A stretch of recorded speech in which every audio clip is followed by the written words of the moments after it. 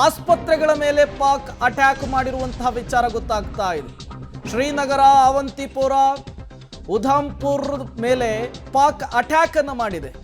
ನೋಡಿ, ಇವರು ಮಾಡ್ತಾ ಇರುವಂತಹ ಅಟ್ಯಾಕು ಜನರು ಸೇರುವಂತಹ ಜಾಗ, ಅದು ಶಾಲೆ, ಧಾರ್ಮಿಕ ಸ್ಥಳ ಅಥವಾ ಈ ರೀತಿಯ ಆಸ್ಪತ್ರೆ. ಈ ರೀತಿಯ ಅಟ್ಯಾಕ್ ಅನ್ನು ಯಾರು ಮಾಡ್ತಾ ಇದ್ರು ಗೊತ್ತಾ? ಇಸ್ರೇಲ್ ಮೇಲೆ ಹಮಾಸ್ ಮಾಡ್ತಾ ಇತ್ತು. ಅದೇ ರೀತಿಯ ದಾಳಿಯನ್ನೇ ಈಗ ಪಾಕಿಸ್ತಾನ ಭಾರತದ ಮೇಲೆ ಮಾಡ್ತಾ ಇರುವಂಗೆ ಕಾಣಿಸ್ತಾ ಇದೆ. ಇವರ ಉದ್ದೇಶ ಏನು, ಇವರ ಗುರಿ ಏನು ಅನ್ನೋದು ಸ್ಪಷ್ಟವಾಗಿ ಗೊತ್ತಾಗ್ತಾ ಇದೆ. ನಮ್ಮ ಉದ್ದೇಶದಲ್ಲಿ ಕ್ಲಾರಿಫಿಕೇಶನ್ ಇತ್ತು, ಒಂದು ನೇರವಾದಂತಹ ಟಾರ್ಗೆಟ್ ಇತ್ತು, ಉಗ್ರರು ಅನ್ನೋದು, ಅವರು ನೆಲೆಸಿರುವಂತಹ ಜಾಗ ಅನ್ನೋದು, ಅದನ್ನು ಉಡಾಯಿಸಿದ್ವಿ. ಬಟ್ ಪಾಕಿಸ್ತಾನಕ್ಕೇನಿದೆ ಅಂಥದ್ದು? ಭಾರತದ ಬಳಿ ಏನೂ ಇಲ್ಲ. ಹಾಗಾಗಿಯೇ ಜನರಿರುವಂತಹ ಜಾಗ, ಧಾರ್ಮಿಕ ಸ್ಥಳಗಳನ್ನು ಟಾರ್ಗೆಟ್ ಮಾಡ್ತಾ ಇದೆ.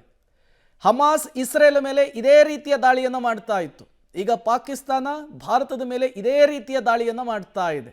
ಒಂದು ಕಡೆ ಧಾರ್ಮಿಕ ಸ್ಥಳಗಳು, ಮತ್ತೊಂದು ಕಡೆ ಜನವಸತಿಯ ಪ್ರದೇಶಗಳು, ಅದು ದೇವಸ್ಥಾನ ಆಗಿರಬಹುದು, ಆಸ್ಪತ್ರೆಗಳಾಗಿರಬಹುದು, ಶಾಲಾ ಕಾಲೇಜುಗಳಾಗಿರಬಹುದು.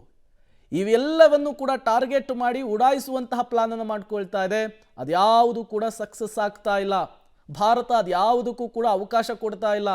ಹಾಗಾಗಿಯೇ ತನ್ನ ದೇಶದಲ್ಲಿ ಸುಳ್ಳುಗಳ ಮೇಲೆ ಸುಳ್ಳುಗಳನ್ನು ಹೇಳಿ ಜನರಿಗೆ ಮಂಕು ಬೂದಿ ಎರಚುವಂತಹ ಕೆಲಸವನ್ನು ಮಾಡ್ತಾ ಇದೆ. ಈಗಾಗಲೇ ವಿದೇಶಾಂಗ ಇಲಾಖೆ ನಡೆಸಿದಂತಹ ಪ್ರೆಸ್ ಮೀಟ್ನಲ್ಲಿ ವಿಂಗ್ ಕಮಾಂಡರ್ ಇಬ್ಬರು ಅದನ್ನು ಹೇಗೆ ಜಗಜ್ಜಾಹೀರು ಮಾಡಿದ್ರು ಅನ್ನೋದನ್ನು ಕೂಡ ನೀವು ಗಮನಿಸಿದ್ರಿ. ವಿತ್ ಸಾಕ್ಷಿ ಸಮೇತ ಪಾಕಿಸ್ತಾನದ ಸುಳ್ಳು, ಹಸಿ ಹಸಿ ಸುಳ್ಳನ್ನು ಹೇಗೆ ಇವರು ಹೇಳ್ತಾ ಇದ್ದಾರೆ ಅಲ್ಲಿನ ಜನರಿಗೆ, ಜಗತ್ತಿಗೆ ಅನ್ನೋದನ್ನು ವಿವರಿಸುವಂತಹ ಕೆಲಸವನ್ನು ಕೂಡ ಮಾಡಿದರು. ಹಾಗಾಗಿಯೇ ಒಂದು ಕಡೆ ಪಾಕಿಸ್ತಾನದ ಮೋಸ, ಮತ್ತೊಂದು ಕಡೆ ಹಸಿ ಹಸಿ ಸುಳ್ಳು, ಅದರ ಜೊತೆಗೆ ಅಮಾಯಕರನ್ನು ಗುರಿಯಾಗಿಸಿಕೊಂಡು ನಡೆಸ್ತಾ ಇರುವಂತಹ ಈ ರೀತಿಯ ದಾಳಿ, ಇವೆಲ್ಲವನ್ನು ಕೂಡ ನಿಯಂತ್ರಿಸುವಂತಹ ನಿಟ್ಟಿನಲ್ಲಿ ದೊಡ್ಡ ಮಟ್ಟದ ಪೆಟ್ಟನ್ನು ಭಾರತೀಯ ಸೇನೆ ಕೊಡ್ತಾ ಇದೆ.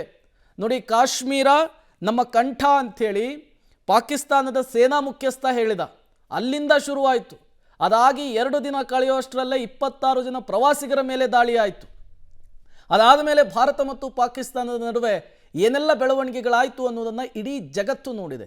ಇವತ್ತು ಪಾಕಿಸ್ತಾನದ ಪರಿಸ್ಥಿತಿ ಹೇಗಾಗಿಬಿಟ್ಟಿದೆ ಅಂದರೆ, ಯಾಕಾದರೂ ಭಾರತದ ತಂಟೆಗೆ ಹೋದ್ವೋ ಅನ್ನುವಂತಹ ಪರಿಸ್ಥಿತಿಯನ್ನು ತಂದಿಟ್ಕೊಂಡಿದೆ ಭಾರತ. ಎಷ್ಟೋ ಜನ ಅಲ್ಲಿರುವಂತಹ ನಾಯಕರುಗಳು ರಾತ್ರೋರಾತ್ರಿ ಊರನ್ನು ಖಾಲಿ ಮಾಡ್ತಾ ಇದ್ದಾರೆ, ಬಂಕರ್ಗಳನ್ನು ಸೇರ್ಕೊಳ್ತಾ ಇದ್ದಾರೆ. ಹೆಂಗಾದರೂ ಮಾಡಿ ಭಾರತದ ದಾಳಿಯನ್ನು ತಪ್ಪಿಸ್ಕೊಳ್ಬೇಕು ಅನ್ನುವಂತಹ ನಿಟ್ಟಿನಲ್ಲಿ ಇರೋ ಬರೋರ ಕಾಲನ್ನು ಹಿಡಿತಾ ಇದ್ದಾರೆ.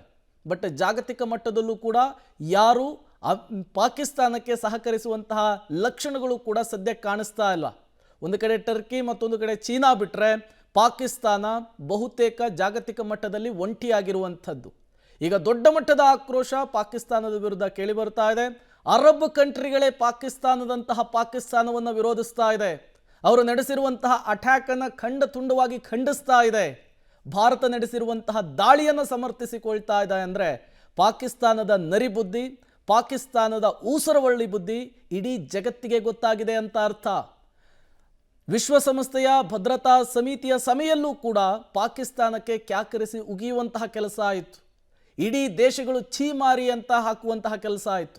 ಅದರಿಂದ ಆಚೆಗೂ ಕೂಡ ಪಾಕಿಸ್ತಾನ ತನ್ನ ನರಿಬುದ್ಧಿಯನ್ನು ಪ್ರದರ್ಶನ ಮಾಡ್ತಾ ಇದೆ.